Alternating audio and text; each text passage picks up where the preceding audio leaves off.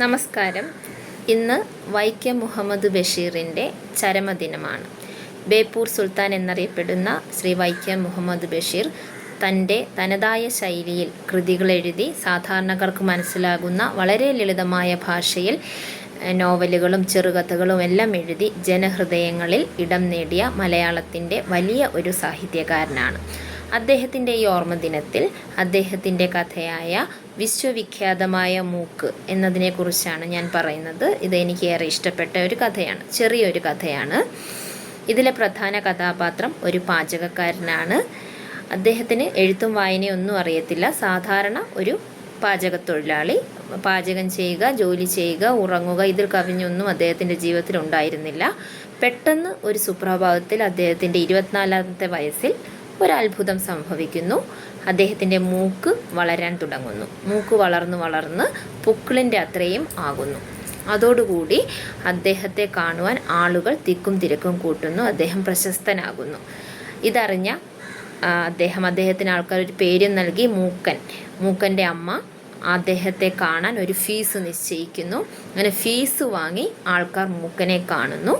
Fees നിരക്ക് വർദ്ധിക്കുന്നു. അങ്ങനെ കുറച്ച് നാളുകൾക്കകം അദ്ദേഹം വളരെ പണക്കാരനാകുന്നു, വലിയ വീട് കെട്ടുന്നു, ഒക്കെയാകുന്നു.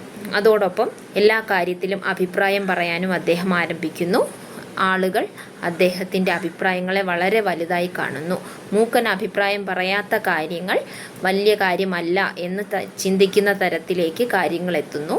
ഇതോടുകൂടി സമൂഹത്തിലെ ഉന്നതരായ രാഷ്ട്രീയക്കാരും മറ്റു പൊതുപ്രവർത്തകരും എല്ലാം മൂക്കനെ വളരെ ബഹുമാനത്തോടെ കാണുകയും അംഗീകരിക്കുകയും ഒക്കെ ചെയ്യുകയും തുടർന്ന് അദ്ദേഹത്തിൻ്റെ ജീവിതത്തിലുണ്ടാകുന്ന ചെറിയ സംഭവവികാസവുമാണ് ഈ കഥയിലുള്ളത്. ഇത് ശരിക്കും ഒരു ആക്ഷേപഹാസ്യമാണ്.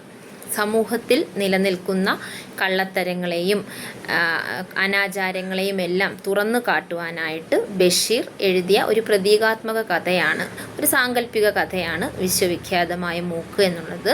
ഇവിടെ മൂക്ക് എന്നതാണ് ഈ സമൂഹത്തിൻ്റെ പൊള്ളത്തരത്തിൻ്റെ ഒരു പ്രതീകം. പെട്ടെന്ന് പ്രശസ്തനാകുവാൻ അങ്ങനെ വലിയ കഴിവുകളൊന്നും വേണ്ട. എന്തെങ്കിലും ഒരു ചെറിയ സിദ്ധിയോ ഒരു കഴിവോ പെട്ടെന്നുണ്ടായാൽ ഒരു കാര്യവുമില്ലാതെ ആൾക്കാർ പ്രശസ്തരാവുകയും ബാക്കിയുള്ളവർ അവരുടെ പുറകെ പോവുകയും ചെയ്യുന്ന സമൂഹത്തിൻ്റെ പൊള്ളത്തരങ്ങളെ പച്ചയായി തുറന്നു കാണിക്കുന്ന ഒരു കഥയാണ് വിശ്വവിഖ്യാതമായ മൂക്ക്.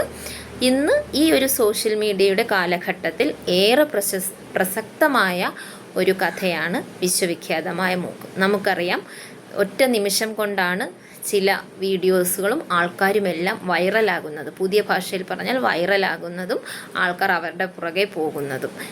യാഥാർത്ഥ്യങ്ങളെ നിന്നകന്ന് അവരുടെ എല്ലാം പുറകെ പോകുന്ന ഈ ഒരു കാലഘട്ടത്തിൽ ഏറ്റവും പ്രസക്തമായ ഒരു കഥയാണ് വൈക്കം മുഹമ്മദ് ബഷീറിൻ്റെ വിശ്വവിഖ്യാതമായ മൂക്ക്. ഇത്തരത്തിൽ എന്നും നിലനിൽക്കുന്ന സമകാലീന പ്രസക്തിയുള്ള നിരവധി കഥകളും എഴുതിയ മഹാനായ ഒരു വ്യക്തിയാണ് ശ്രീ വൈക്കം മുഹമ്മദ് ബഷീർ. അദ്ദേഹത്തിൻ്റെ ഓർമ്മകൾക്ക് മുമ്പിൽ പ്രണാമം അർപ്പിച്ചുകൊണ്ട് ഞാൻ എൻ്റെ ഈ വാക്കുകൾ ചുരുക്കുന്നു.